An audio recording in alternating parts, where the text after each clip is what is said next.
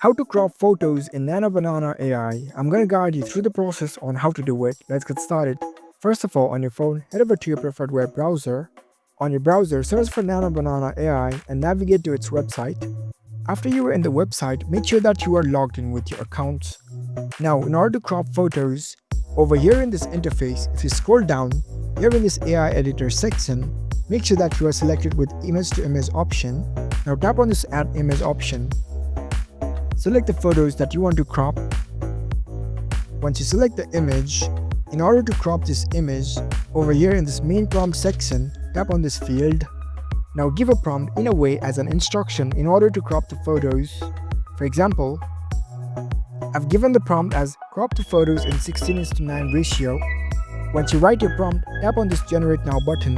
Now you'll have to wait for a few moments. It'll process, and in this output gallery section, you'll be able to view your output. For that, you have to wait patiently for a moment. So that's it. That's how you can easily crop photos in NanoBanana AI. If you found this video helpful, don't forget to give this video a thumbs up and subscribe to our channel for more tech tips. Thank you for watching.